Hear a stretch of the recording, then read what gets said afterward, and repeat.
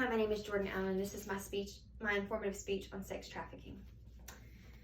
My trafficker got 2 years, and I got a life sentence. These are words from Aaron, a sex trafficking survivor and victim. These words are alarming and derailed my idea of what a rescued victim may say. I've heard of sex trafficking, and I've thought I knew what to look for. However, many of my ideas of what sex trafficking are and what happens to a victim once they're rescued were misconceived. So I'd like to inform you on what I learned doing my research paper. This is the land, might I suggest, of the not-so-free. Baird states the direct Declaration of Independence recognizes the inherent dignity and worth of all people, that all men are created equal and are endowed with certain unalienable rights and free from slavery and involuntary servitude. The existence of human trafficking, especially in the form of sex trafficking, is an evil institution and it must be abolished. So I'd like to talk about who sex traffickers are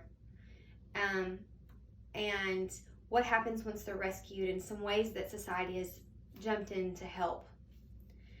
So let's start with identifying what a sex trafficked victim looks like. And let's talk about some misconceptions that are involved. A lot of times people think that it's only females and that it's always children. And a lot of times we think, when they can get rescued and it's like a more broad term and that they're, it rarely happens. Most of it happens overseas, and that maybe the captors will come in over on our borders, but it's not really happening as much within our, where we're aware of. However, those are all big misconceptions. A lot of times, the Sanders states that the average age is a 12 to 14-year-old, mostly girl victim. However, it's not secluded to females. It can be boys or girls, and it can be under the age of 12. A lot of times what happens to these victims is they are runaways, they're homeless, they're pre-abused, whether that be physically, emotionally, mentally. And a lot of times they are living in poverty-stricken areas with high crime rates. A study was done that showed within 48 hours that a child or youth runs away, that they're already given the opportunity to trade sex for a need, whether it be shelter, food, clothing, whatever, transportation. And so that is very alarming. So a lot of times, another very big misconception I'd like to address is that victims don't always know that they're actually a victim of sex trafficking. And I'd like to take a moment to explain to you how that happens. So I'm going to use the term grooming. Grooming is something that a trafficker will use to lure in their victim. They will gain their trust, and they ultimately make the victim feel safe enough with them, and they capture them. So it can look like a lot of different things, but according to the Mel Robbins show, a victim shared with her experience within the sex trafficking ring how she was groomed and deceived and didn't realize she was going to be a victim of sex trafficking. So what happened, and what happens in many situations, there are 3 types of, I'll call them pimps because that's the term they use. These are basically the ringleaders. They've called the shots, and they're the money makers. So there's the Romeo pimp, the CEO pimp, and then there is the gorilla pimp. So the Romeo pimp, you're their boyfriend, their girlfriend. They make you fall in love. They think that they, are your protector. And there's manipulation and brainwashing all within this relationship. However, remember, most of the time, these victims are already in a vulnerable place in their life. And so these predators can identify that. And so anyway, these Romeos, they'll make you fall in love, and then they'll gain a level of trust with you, and then they isolate you, and then before you know it, you're within the sex trafficking realm. Next, we have the CEO trafficker, who grooms you by offering you opportunities and, oh, you should come and work for my company. Let's meet up and talk about this business that I think you would be amazing at, or I've got all these resources that you need to grab a hold of this dream that you have that you want to accomplish. So they'll get you that way. And then there's also the gorilla pimp, which is the one that I personally thought that they all were. I just thought they all just snatched you up and immediately were abusive, drugged you, raped you, and was violent from the get-go. However, those do exist, but it doesn't always look like that. So next, I would like to kind of migrate and let's talk about once a victim has been rescued out of the sex trafficking realm. Like I mentioned before, a lot of times they'll come in as children, but they actually don't get to leave until they're adults. Mind you that they are drugged almost immediately once they are taken. And I learned this through many, many testimonies of different girls who have been rescued. And so they've got drugs in their system. They have been in fight and flight mode for a very long time. They don't know who they can trust. Their traffickers will lie to them, abuse them, threaten them with all sorts of things, let them believe and think that even law enforcement, in not all cases this is a lie, but most of the time, law enforcement wants to help. However, they think law enforcement is in on it too, and that they can't trust anybody. So they think they're truly, truly trapped.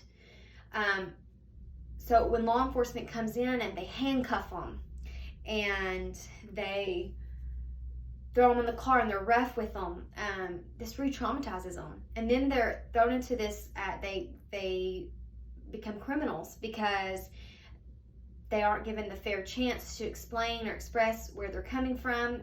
They don't spend a lot of time on their cases because their stories don't match up all the time, because they're not always telling the truth, because they don't know if they can trust you. So it gets kind of messy once they get rescued. A lot of times what you think is a victory because they're rescued from their trafficker, they're actually still imprisoned in their own mind, and they think they're imprisoned in their own society. Preble states that victimization by sex trafficking is known to increase risks for survivors' mental health and trauma-related injury, physical health problems, substance abuse issues, and difficulty finding employment due to criminal history. So like I said, they're charged a lot of times and they serve time. There's some really alarming stories of girls who have served time as an adolescent in prison. And so some really unjust things have happened to victims that have been part of the sex trafficking realm. And so there have been laws that have been implemented, and I'm going to list those, and I'm going to go a little further into explaining what these laws are there for. So we've got the sex harbor law, we have the affirmative defense law, and then we have the vacatur laws. So the safe harbor laws are mostly there for children who basically they've been trafficked, they come out, and there's been stories of, like I told you before, a 12-year-old girl serving time. That's totally inappropriate. There's no reason a 12-year-old should serve time for being a victim of sex trafficking. So these laws are there to say, hey, they're underage, they did not choose drugs, they did not choose to sell their bodies for sex, they are a victim of sex trafficking. So that's there to protect them. Then there's the affirmative defense laws, which are there for victims to get the opportunity to defend themselves and say, hey, I'm not a prostitute. And that's so many times what happens with these traffickers. They get prostitution charges and then drug abuse charges, and all this is really linked to them being in the sex trafficking realm. And so that gives them a chance and some time to defend themselves and prove themselves innocent. And then you have the vacatur laws, which cleans the slate for any records that might have been put, for any charges that may have been put on the record. Now there are issues within each of those laws that our country is working out the kinks in, that have still limited the justice that these women are able to obtain, and that these traffickers get served. So another thing that our country has done to, and not just our country, but the whole world, because this is a global crime. This is modern day slavery all over the world.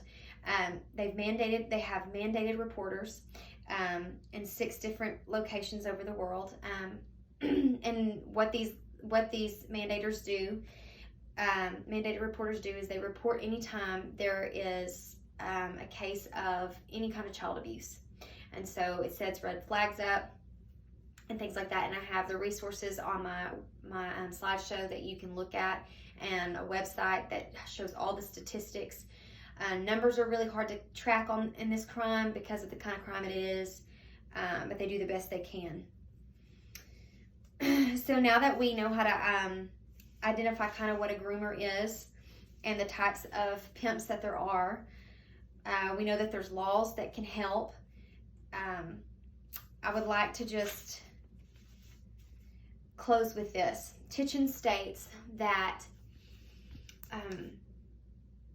we can either allow these crimes to repeat themselves, or we can put a stop to it.